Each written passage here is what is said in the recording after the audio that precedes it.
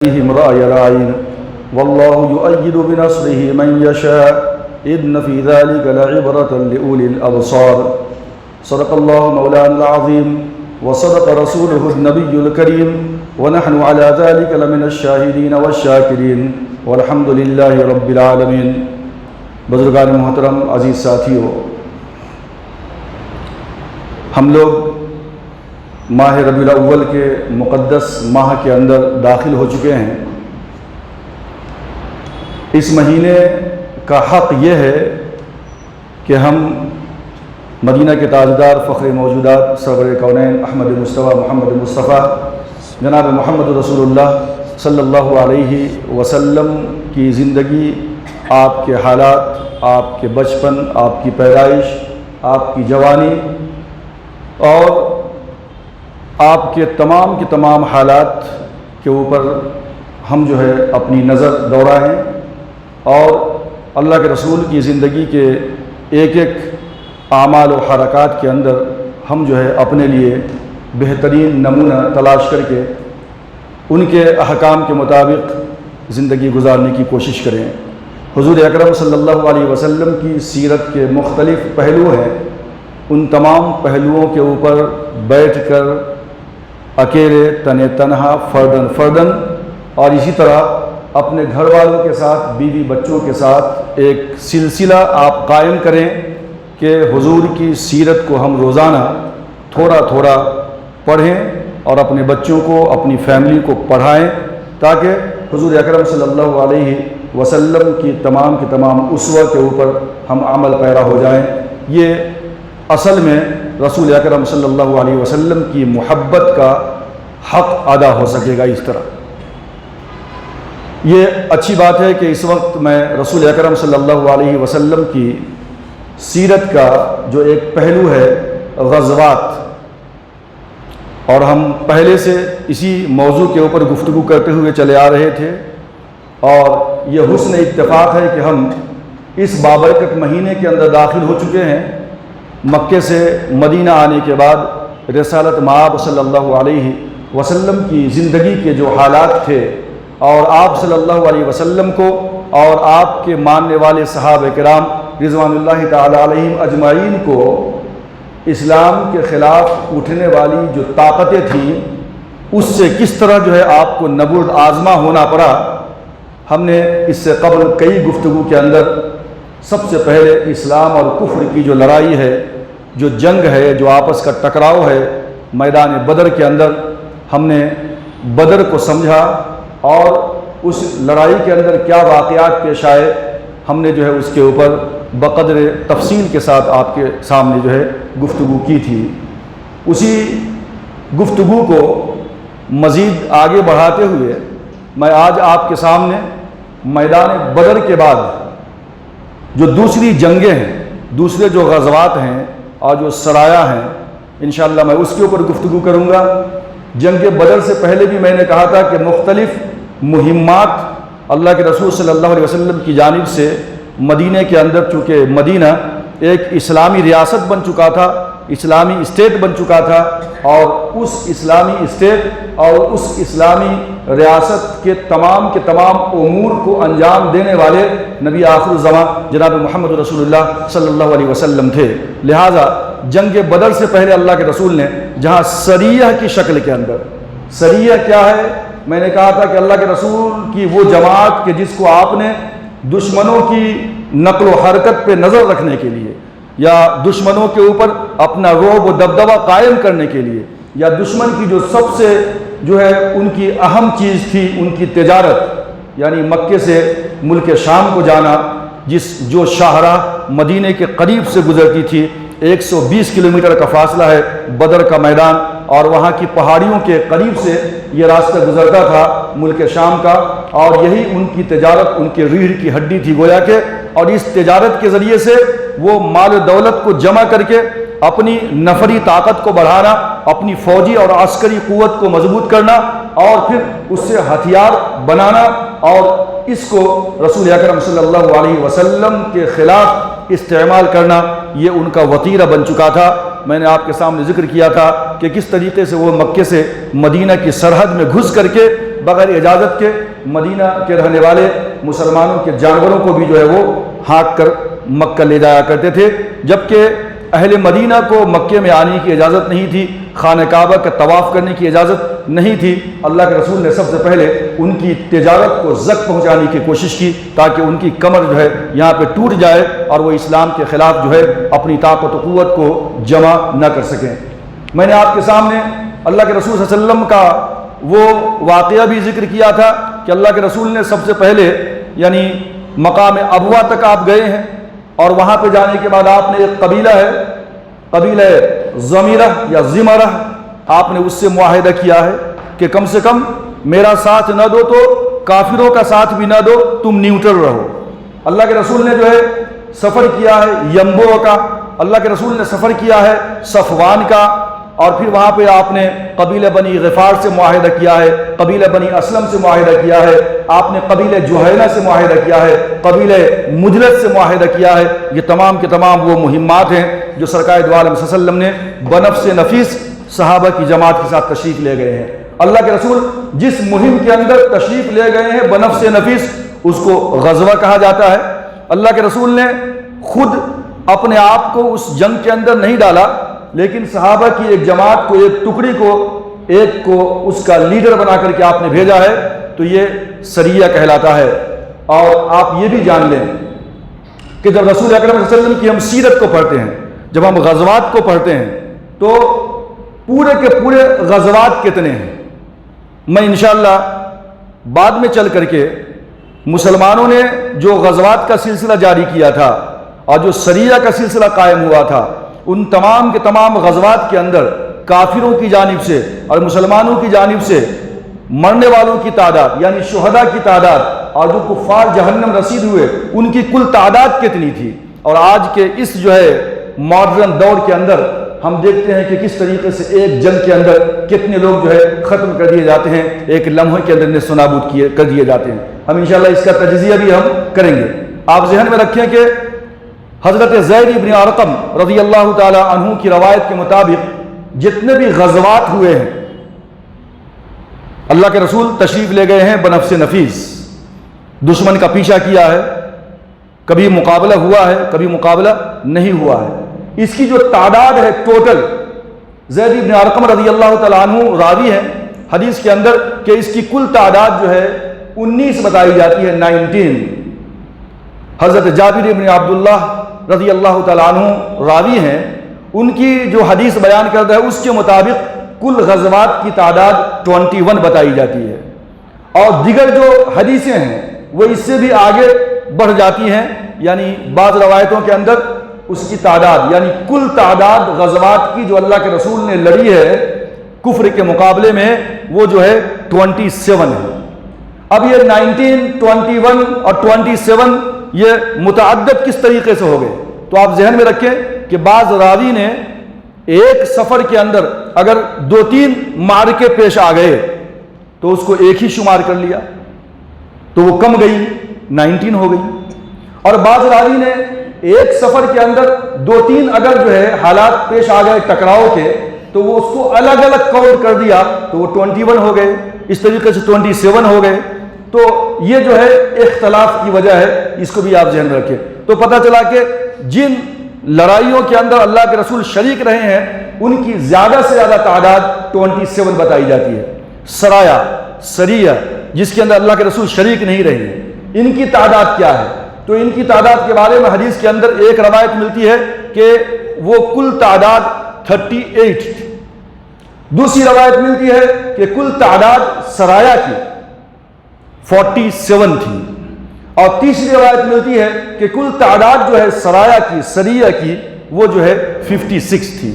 تو اس طریقے سے سرایا کی میگزیمم تعداد 56 پہنچتی ہے اور غزوات کی میگزیمم تعداد 27 پہنچتی ہے۔ یہ اللہ کے رسول صلی اللہ علیہ وسلم کی زندگی کے اندر جو غزوات اور جو سرایا پیش آئے ہیں، یہ اس کا پورا نچوڑ اور خلاصہ آپ کے سامنے ہے۔ اب جو ہے آپ کی ذمہ داری بنتی ہے کہ وہ غزوات کون سے تھے، وہ سرایا کون سے تھے۔ جیسے کہ سریہ عبداللہ ابن جہش ہے، کیا واقعہ پیش آیا؟ سریہ حضرت حمزہ ہے، کیا واقعہ پیش آیا؟ سریہ عبیدہ ابن الحارث ہے، کیا واقعہ پیش آیا؟ یہ ہم جاننے کی کوشش کریں۔ غزوہ بدر ہے، کیا واقعہ پیش آیا اس کے اندر؟ کیوں غزوہ بدر کا واقعہ پیش آیا؟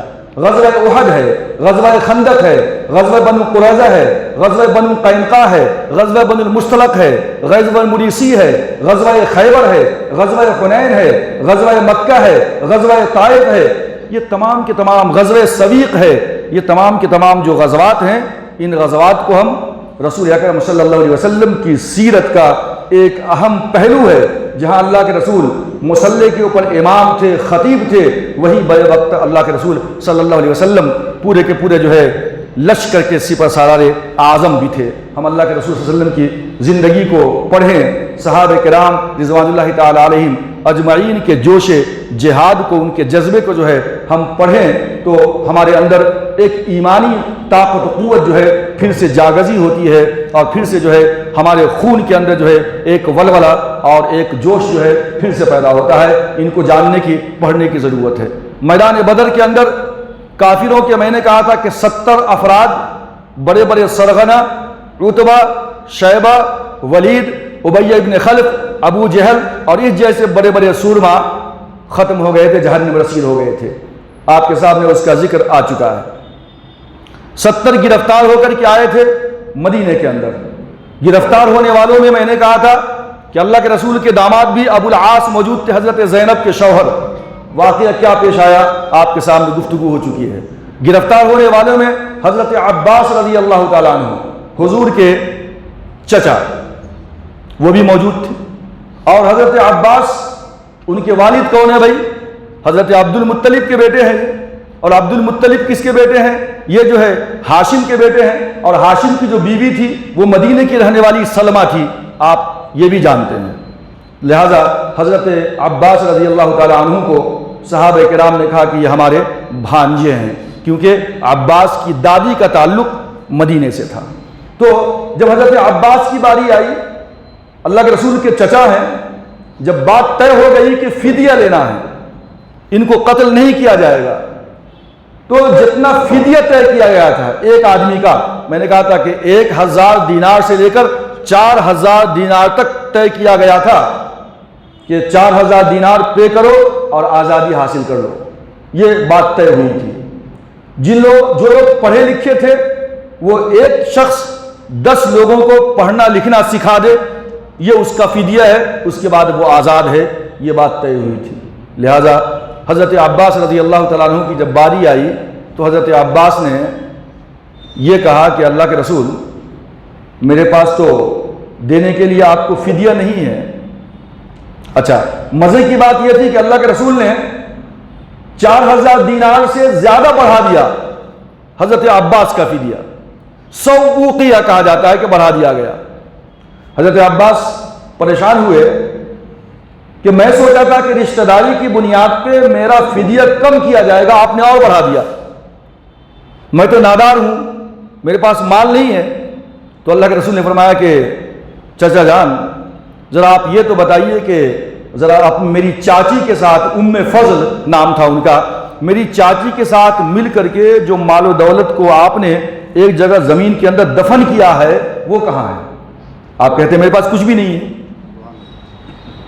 اللہ کے رسول کے پاس وحی آئی، جہاں ضرورت پڑی اللہ کے رسول صلی اللہ علیہ وسلم کو اللہ کی جانب سے اطلاع کر دی گئی کہ ایسا معاملہ ہے۔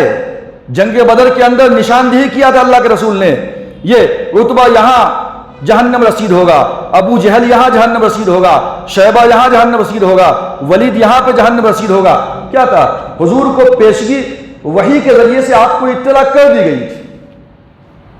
اب علم غیب کے مسئلے میں ہم لوگ لڑتے رہے، کوئی جھگڑا ہی نہیں ہے بھائی۔ علم غیب تھا اللہ کے رسول کے پاس، ایسا غیب نہیں تھا جیسے اللہ کو ہے۔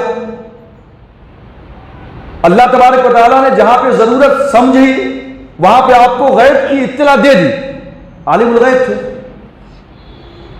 جیسے اللہ کو ما کان ما یکون، جو چیز ہے، جو چیز ہونے والی ہے، اس کا علم تھا، سرکار کو بھی ایسا ہی علم تھا۔ یہ تصور غلط ہے، جھگڑا ختم ہو گیا۔ تو اللہ کے رسول عالم الغیب تھے، اس بنا پہ اللہ کے رسول کو اطلاع جہاں ضرورت پڑی پروردگار عالم نے ان کو اطلاع دے دیا۔ لہذا حضرت عباس نے کہا اشہد ان لا الہ الا اللہ واشہد ان محمد عبدہ ورسولہ، اللہ کے رسول میں ایمان لاتا ہوں، کیونکہ میرے اس خزانہ جو پوشیدہ ہے میرے اور میری بیوی کے علاوہ کسی تھرڈ پرسن کو معلوم نہیں تھا، آپ کو اطلاع مل گئی۔ مطلب یہ ہے کہ جس دین کی طرف آپ بلاتے ہیں اور جس مالک اور خالق کی پرستش کی آپ حکم کرتے ہیں وہ سچا ہے، وہ حقیقت ہے، آپ کا دین سچا ہے، آپ سچے ہیں، وہ خدا سچا ہے جس نے آپ کو اس بات کی اطلاع دے دی۔ لہٰذا حضرت عباس رضی اللہ تعالیٰ عنہ نے جو ہے وہ جو فدیہ طے کیا گیا تھا وہ بھی آپ نے ادا کیا۔ قرآن مجید نے کہا یا ایھا النبی قل لمن فی ایدیکم من الاسری ان یعلم اللہ فی قلوبکم خیرا یؤتکم خیرا مما اخذ منکم ویغفر لکم واللہ غفور الرحیم۔ اور میرے حبیب آپ کہہ دیجئے ان قیدیوں سے، چچا اور بھتیجے کی گفتگو ہو رہی تھی نا،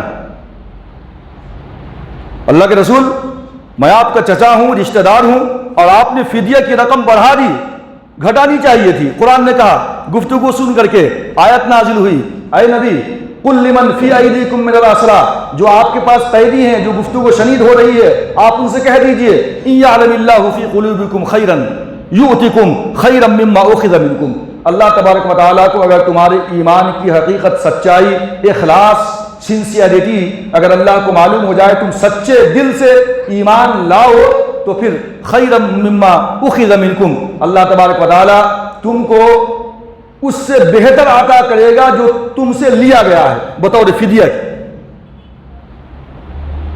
اور اللہ تمہیں بہتر عطا کرے گا جو تم سے لیا گیا ہے، وَيَغْفِرْ لَكُمْ، اور اللہ تبارک و تعالیٰ تمہاری مغفرت بھی فرمائے گا، وہ بخشنے والا مہربان ہے۔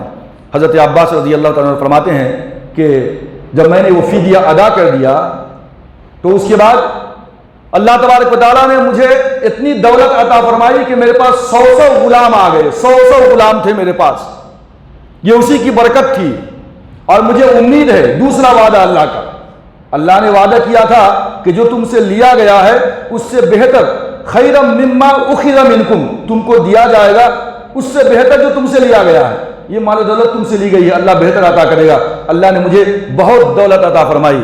اور دوسرا جو اللہ کا وعدہ ہے مغفرت کا، میں اللہ سے امید کرتا ہوں کہ اللہ اس وعدے کو بھی پورا کرے گا۔ یہ اللہ تبارک و تعالیٰ نے حضرت عباس رضی اللہ تعالیٰ عنہ اور حضور اکرم صلی اللہ علیہ وسلم کی گفتگو جو تھی اس کا ذکر اللہ نے قرآن مجید کے اندر کیا۔ حضرت عباس رضی اللہ تعالیٰ عنہ کے ساتھ ایک اور شخصیت تھی جس کا نام تھا نوفل بن حارث۔ نوفل نے کہا کہ اللہ کے رسول میں بھی نادار ہوں، میرے پاس بھی مال نہیں ہے۔ اچھا آپ کو معلوم نہیں جائے کہ جن کے پاس بالکل مال نہیں تھا، جو غریب یتیم تھے، اللہ کے رسول نے اس کو بغیر فدیہ کی بھی چھوڑ دیا تھا۔ تو نوفل نے کہا کہ میرے پاس بھی مال نہیں ہے، مجھے چھوڑ دیا جائے۔ اللہ کے رسول نے فرمایا کہ نوفل ذرا یہ بتاؤ کہ تم نے وہ زرہیں جو جدے کے اندر چھپا رکھی ہیں اس کا کیا ہوا؟ اب نوفل بھی کہنے لگے اشہد ان لا الہ الا اللہ واشہد ان محمد رسول اللہ، میں گواہی دیتا ہوں کہ جو ہے اللہ کے سوا کوئی معبود نہیں، اور آپ جو ہے اللہ تبارک و تعالیٰ کے جو ہے سچے رسول ہیں۔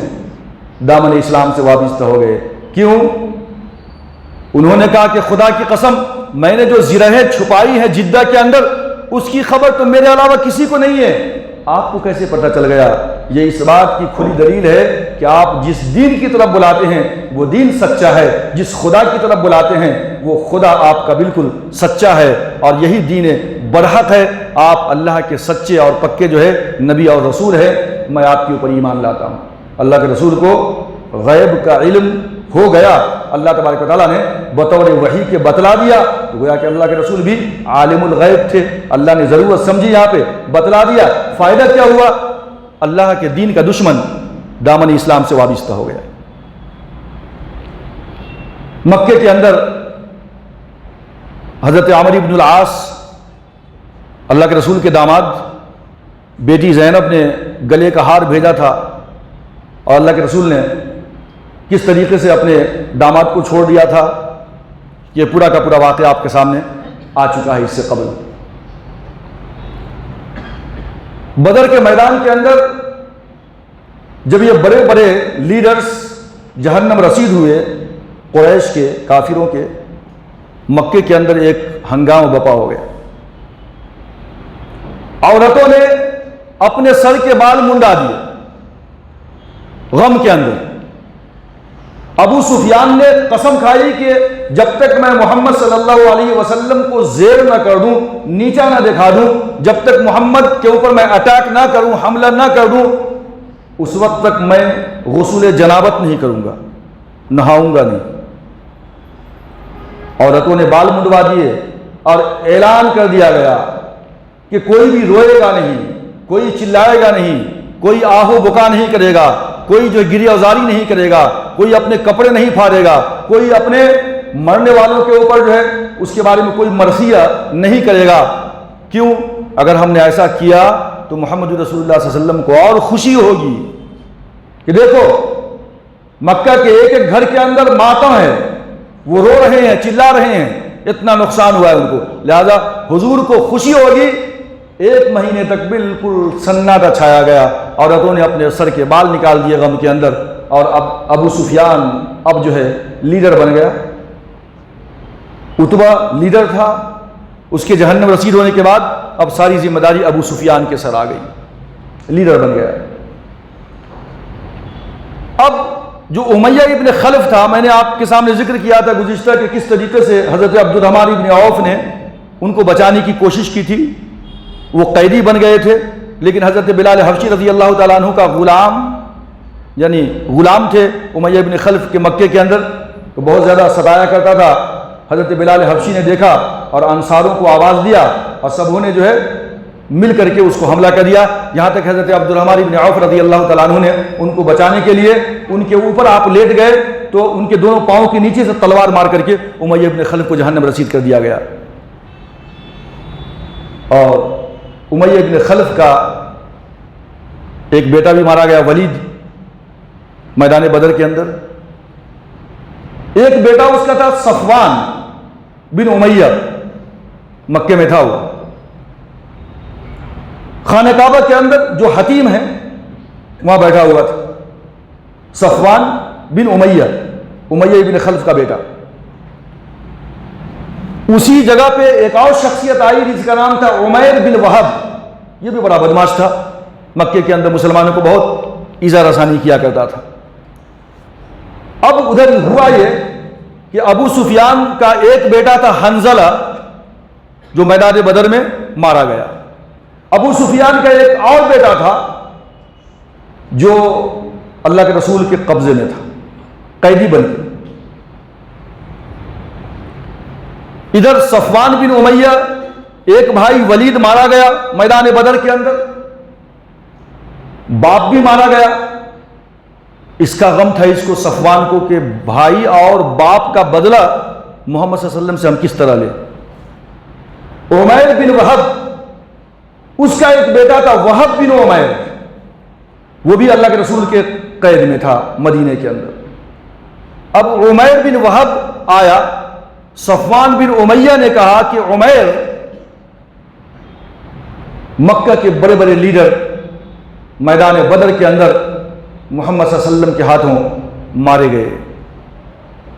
ان کے چلے جانے کے بعد اب زندگی کا کوئی مزہ باقی نہیں رہا. صفوان بن امیہ نے کہا. عمیر بن وہب, اس کا بیٹا وہب بن عمیر قید میں ہے مدینے کے اندر. عمیر بن وہب ذرا قرض میں پریشان تھا, قرض کے بوجھ تلے دبا ہوا تھا وہ. تو عمیر نے کہا کہ صفوان کیا کروں, تم نے تو بالکل بات صحیح کہی ہے. خدا کی قسم اگر میں قرض تلے دبا ہوا نہ ہوتا اور اپنے بچوں کی پرورش کی فکر نہ ہوتی تو نعوذ باللہ میں محمد صلی اللہ علیہ وسلم کا کام تمام کر دیتا, قتل کر دیتا ہوں. صفوان کے کان کھڑے ہو گئے. صفوان نے کہا تم نے کیا بات کہی ہے, قرض سے پریشان ہو وہ مجھ پہ چھوڑ دو, میں اس کی ادائیگی کر دوں گا. بچوں کی پرورش اور اس کی کفالت کا معاملہ ہے, مجھ پہ چھوڑ دو, میں ان کی کفالت کر لوں گا. یہ تلوار ہے, لو سیقل کیا, زہر کے اندر بجھویا اس کو, اور تلوار عمیر بن وہب کے ہاتھ میں دیا. اور کہا کہ جاؤ محمد رسول اللہ صلی اللہ علیہ وسلم کا کام تمام کر دو۔ عمیر بن وہب اس بہانے سے آیا کہ اپنے قیدی کو چھڑانا ہے محمد کے قبضے سے، چونکہ اس کا بیٹا وہب بن عمیر وہاں پہ قید میں تھا، لہذا عمیر بن وہب مدینہ آیا، مسجد نبوی کے پاس اپنے اونٹ کو بٹھایا اور تلوار لے کر محمد رسول اللہ صلی اللہ علیہ وسلم کی جانب آگے بڑھنے ہی والا تھا۔ عمر ابن خطاب رضی اللہ تعالی عنہ کی وہ بصیرت والی آنکھ نے جو ہے مشاہدہ کیا، اس کے تیور کو دیکھا تو عمر نے پہچان لیا کہ عمیر بن وہب کا ارادہ نیک نہیں ہے۔ فوراً گئے، اس کے تلوار کو پکڑ لیا اور اس کو اپنے ہاتھ کے اندر دبوچ لیا اور اللہ کے رسول کی خدمت میں لے گئے۔ عمر بن خطاب اور اللہ کے رسول کے سامنے کہا کہ وہ میرے حبیب عمیر بن وہب مکے سے آیا ہے اور اس کا ارادہ مجھے غلط لگ رہا ہے۔ اللہ کے رسول نے کہا کہ چھوڑ دو اسے۔ اللہ کے رسول نے پوچھا کہ عمیر بتاؤ کیا ارادہ ہے، کس ارادے سے آئے ہو یہاں؟ بولے حضور ارادہ کچھ نہیں ہے، میں اپنے بیٹے وہب بن عمیر کو چھڑانے آیا ہوں۔ اللہ کے رسول نے فرمایا کہ سچ سچ کہو۔ عمیر نے کہا کہ بالکل سچ کہہ رہا ہوں۔ اللہ کے رسول نے فرمایا کہ دیکھو جھوٹ بولنے سے کوئی فائدہ نہیں۔ عمیر نے کہا کہ نہیں میں سچ کہہ رہا ہوں، میں اپنے قیدی کو چھڑانے آیا ہوں۔ اللہ کے رسول نے پوچھا کہ اچھا یہ بتاؤ کہ حتیم کے اندر بیٹھ کر کے صفوان بن امیہ کے ساتھ تم نے جو ساز باز کیا ہے کہ تمہارے قرض کی ادائیگی وہ کرے گا، تمہارے بچوں کی کفالت وہ کرے گا اور اس کے بدلے میں تم محمد رسول اللہ صلی اللہ علیہ وسلم کا قتل کرو گے، میرا قتل کرو گے، تم اس ارادے سے آئے ہو کہ نہیں؟ صفوان بن امیہ یعنی عمیر کا چہرہ زرد ہونے لگا، کانپنے لگا اور فوراً جو ہے اس نے کہا کہ اشہد ان لا الہ الا اللہ واشہد ان محمد عبدہ ورسولہ۔ اللہ تبارک و تعالیٰ نے محمد رسول اللہ صلی اللہ علیہ وسلم کو بذریعہ وحی کے جو ہے اطلاع کر دی کہ عمیر اس سازش کے ساتھ یہاں پہ آیا ہے۔ عمیر نے کہا کہ خدا کی قسم یہ جو میری اور صفوان کی گفتگو تھی حتیم کے اندر، میرے اس کے علاوہ کوئی تیسرا شخص نہیں تھا اللہ کے رسول، اور آپ کو یہ اطلاع کیسے پہنچ گئی؟ یہ اس بات کی علامت ہے کہ آپ اللہ کے سچے رسول ہیں۔ آپ جس خدا کی طرف بلاتے ہیں وہ خدا بھی سچا ہے، وہی حق ہے، وہی برحق ہے، آپ کا دین سچا ہے۔ میں آج سے جو ہے دامن اسلام کے اندر وابستہ ہو جاتا ہوں۔ اللہ کے رسول نے فرمایا کہ جاؤ صحابہ سے اپنے بھائی کو لے جاؤ اور اس کو قرآن سکھاؤ۔ اس کے بعد اس کا جو بیٹا تھا قیدی اس کو حوالے کر دیا گیا عمیر کے۔ اب عمیر نے اللہ کے رسول سے اجازت چاہی کہ اللہ کے رسول میں نے اللہ کے محبوبوں کو بہت ستایا ہے مکے کے اندر، اب میں چاہتا ہوں کہ اللہ کے دشمنوں کے درمیان جا کر کے کام کروں، اللہ کے دین کی دعوت پھیلاؤں مکے کے اندر، آپ مجھے اس بات کی اجازت دیں۔ اللہ کے رسول نے اجازت دے دی۔ عمیر بن وہب اپنے بیٹے کے ساتھ مکہ آیا۔ اس کے آنے سے پہلے صفوان بن امیہ پورے مکے کے اندر یہ سب کو آواز لگا رہا تھا کہ اے لوگو انتظار کرو، ان قریب میں تمہیں ایسی خوشخبری سناؤں گا کہ میدان بدر کی تمام جو غم تمہارے اوپر جو ہے چھایا ہوا ہے نا، یہ سب تمام غموں کا مداوع ہو جائے گا، ایک خوشخبری سناؤں گا۔ وہ سمجھ رہا تھا کہ عمیر بن وہب محمد رسول اللہ صلی اللہ علیہ وسلم کے قتل کی خوشخبری لے کر مکے میں داخل ہوگا، لیکن عمیر بن وہب اب رضی اللہ تعالی عنہ بن گئے تھے۔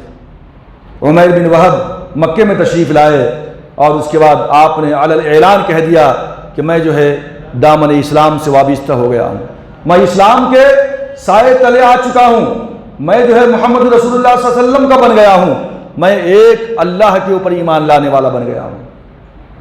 صفوان کو بہت پریشانی ہوئی، اس نے کہا میں تم سے کبھی بات نہیں کروں گا، میں تو ہمیشہ کے لیے تم سے میں قطع تعلق کرتا ہوں۔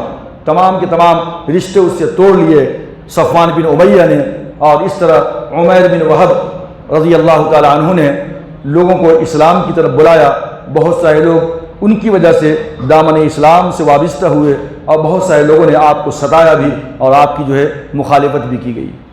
تو یہ جو کچھ طرح کے حالات تھے میدان بدر کے بعد، 1 مہینے کے بعد اب یہ بھی وہاں بات طے ہوئی تھی کہ کوئی بھی اپنے آدمی کو مدینے سے چھوڑا کے نہیں لائے گا، کوئی بھی فدیہ نہیں دے گا۔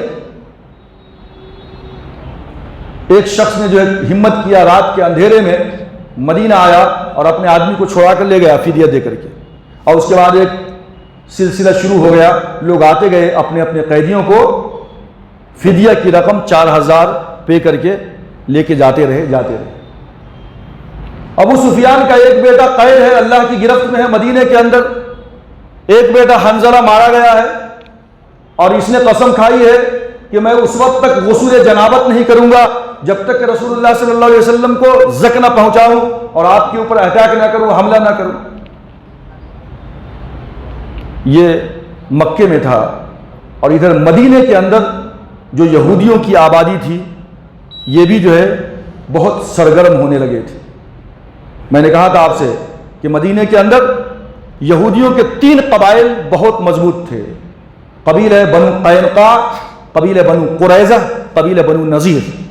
یہ تینوں یہودی قبائل تھے جو کافی زمانے سے مدینے میں تھے، اور پورے کے پورے اہل مدینہ کے اوپر انہی کی دھاک بیٹھی ہوئی تھی، چونکہ جو بہت مضبوط قبیلہ تھا قبیلہ بنو قینقاع، ان کی چودراہٹ پورے کے پورے اہل مدینہ پہ تھی۔ وجہ کیا تھی؟ بڑے صنعت کار تھے، یہ سنار تھے، یہ لوگوں کو قرض دیا کرتے تھے، سود کھایا کرتے تھے، باطل طریقے سے لوگوں کا مال کھایا کرتے تھے۔ اور جب میدان بدر کا واقعہ پیش آیا تو ان کے اندر اور زیادہ جو ہے ہیبت شروع ہو گئی کہ اب تو مسلمان کافی مضبوط ہونے لگے ہیں۔ اللہ کے رسول سے وعدہ تھا، عہد و پیما تھا کہ تم ہمارا سپورٹ کرو گے، ہم تمہارا سپورٹ کریں گے، لیکن میدان بدر کا واقعہ پیش آنے کے بعد خفیہ طور پہ اندر مکہ والوں سے یہ لوگ مل گئے اور مسلمانوں کے خلاف سازش کرنے لگے کہ نیکسٹ مسلمانوں کے اوپر ایسا اٹیک کیا جائے کہ محمد رسول اللہ صلی اللہ علیہ وسلم کی طاقت و قوت ٹوٹ جائے۔ وجہ کیا تھی؟ قینقاع، بنو نذیر، بنو قریظہ جو حاوی تھے اہل مدینہ کے اوپر کہ یہ لوگ کاشتکار تھے، زیادہ پیسہ نہیں تھا ان کے پاس، وہ لوگ سودی کاروبار کیا کرتے تھے، صنعت کار تھے، ان کا اپنا بازار تھا، سونے کا کام تھا ان کا، لہذا پیسے بہت تھے ان کے پاس، اور جو ہے جب کسی کو قرض دیا کرتے تھے تو ایسا بھی ہوتا تھا کہ قرض کی ادائیگی کے لیے جو ضمانت کے طور پہ ہم آج بازار میں جا کے سونا رکھ کر کے لوگ رہن پہ لے کر کے آتے ہیں، وہاں پہ رہن لیا کرتے تھے یہودیوں سے مدینہ والے۔ کس طرح؟ کبھی اپنی بیوی کو رہن میں رکھ دیا، کبھی اپنے بچوں کو رہن میں رکھ دیا، اور ایک تھے بت پرست مدینہ والے، اور یہ لوگ اہل کتاب تھے، لہذا اہل کتاب کو ایک گنا تفوق حاصل تھا بت پرستوں کے اوپر، لہذا اس درجہ بھی وہ بڑے عزت کی نگاہ سے دیکھے جاتے تھے تمام کے تمام یہودی لوگ۔ یہاں تک کہ آپ یہ بھی جان لیں کہ اگر کسی کی اولاد بار بار پیدا ہوتے ہی مر جاتی، کافروں کی، اہل مدینہ کی، تو وہ لوگ منت مانگا کرتے تھے کہ اگر میری پیدا ہونے والی اولاد بچ گئی تو میں اس کو یہودی بنا دوں گا، ہے بت پرست۔ تو مطلب یہ ایک آنر، عزت کی بات تھی، اس کو بہت قریب سے یہ لوگ جو ہے بہت اچھا سمجھتے تھے، میں اپنے بچوں کو یہودی بنا دوں گا، یہ کیفیت تھی۔ اور ان کی پیسے کی وجہ سے ان کی جو اخلاقی حالت تھی، قرآن مجید نے اس کی بہت زبردست طریقے سے پردہ دری کی ہے۔ قرآن مجید نے کہا یہودیوں کی حالت کو جو مدینے میں تھے، پیسے آنے کی وجہ سے یہ شرابی تھے، یہ جواری تھے، یہ سودی کاروبار کرتے تھے، لوگوں کے باطل طریقے سے مال کھایا کرتے تھے، زناکاری کے اندر یہ عام تھے، یہ جھوٹ بولتے تھے، یہ سازش کیا کرتے تھے۔ قرآن مجید نے کہا سماعون للکذب اکالون للسحت، جھوٹ بات کو سننے والے، اور جو ہے یہ جو ہے حرام مال کھانے والے، اکالون للسحت۔ قرآن مجید وَتَرَى كَثِيرًا مِّنْهُمْ يُسَارِعُونَ فِي الْإِثْمِ وَالْعُدْوَانِ، تم دیکھو گے ان لوگوں کو کہ جو زیادتی کے اندر، سرکشی کے اندر اور گناہوں کے اندر بہت زیادہ آگے بڑھنے والے ہیں۔ یہ یہودیوں کی کیفیت کو بیان کیا گیا، اور سازش کیا کرتے تھے۔ اوس اور خزرج یہ بڑے قبائل تھے اہل مدینہ کے، اوس اور خزرج کے اوپر یہ یہودی قبائل حاوی تھے۔ وجہ کیا تھی؟ اوس اور خزرج کے درمیان ایک جنگ ہوئی تھی جس کو کہتے ہیں جنگ بعاث۔ ایک قبیلے کے اندر ایک آدمی قتل کر دیا جاتا تو اس کے لیے کئی سالوں تک لڑائیاں چلتی تھی بدلہ لینے کے لیے۔ اب تو لوگ سووں کی تعداد میں مارے گئے۔ جنگ بعاث کے اندر اوس اور خزرج کے بیچ میں لڑائی ہوئی۔ جب اللہ کے رسول تشریف لائے مدینے کے اندر، یہ دونوں قبائل کے اکثر و بیشتر افراد دامن اسلام کے اندر آ گئے۔ جب دامن اسلام میں آ گئے تو اللہ کے رسول نے دونوں کے درمیان صلح صفائی کرا دیا، مواخات، برادرہڈ، بھائی چارہ آپ نے پیدا کر دیا۔ اب یہ دونوں ایک ہو گئے تو اب اتحاد کے اندر طاقت و قوت ہوا کرتی ہے۔ جب ہمارے اندر اختلاف ہوتا ہے تو ہمارے قدم اکھڑ جایا کرتے ہیں، ہے نا؟ فَتَفْشَلُوا وَتَذْهَبَ رِيحُكُمْ، تمہارے قدم اکھڑ جائیں گے، تمہاری ہوا اکھڑ جائے گی اگر جو ہے تمہارے اندر سے یونٹی ختم ہو گئی تو۔ اللہ کے رسول نے جو یونٹی ختم ہو گئی تھی، اوس خزرج کی دونوں کو ملا دیا، اب یہ مضبوط ہو گئے۔ اب یہ بیچارے بہت کشمکش میں تھے کہ محمد رسول اللہ کے آنے کی وجہ سے ہماری چودراہٹ ختم ہو رہی ہے۔ اسی درمیان ایک تو سازش شروع کیا مکہ والوں کے ساتھ مل کر کے، اور دوسرا یہ کیا ان لوگوں نے کہ ایک مسلمان انصاری کی عورت جو ہے یہودیوں کے صرافہ بازار کے اندر گئی سونے کی دکان کے اوپر کچھ کام کے لیے۔ ان لوگوں نے بدتمیزی اس طرح کی کہ اس مسلمان عورت کو جو باحجاب تھی، پردے میں تھی، اس کو بے لباس کرنے کی کوشش کیا۔ بہت بڑی بدتمیزی تھی یہ۔ ایک کسی مسلمان صحابی نے دیکھ لیا اور غصے میں آ کر کے اس بدبخت کا قتل کر دیا۔ جب قتل ہو گیا، حالات گرمائے تو یہ تمام کے تمام لوگ اپنے قلعے میں جا کر کے بند ہو گئے۔ اللہ کے رسول صلی اللہ علیہ وسلم کو پتہ چلا کہ سازش میں بھی مبتلا ہیں یہ قبیلہ بنو قینقاع، اور اس طریقے سے مسلمان عورت کی عزت عصمت دری کرنے کی کوشش کی ہے۔ لہذا آپ گئے، آپ نے سمجھایا کہ دیکھو میں اللہ کا رسول ہوں، مجھ پہ ایمان لے آؤ، فتنہ و فساد برپا مت کرو، اسلام کے خلاف سازش مت کرو۔ آپ نے نصیحت کیا۔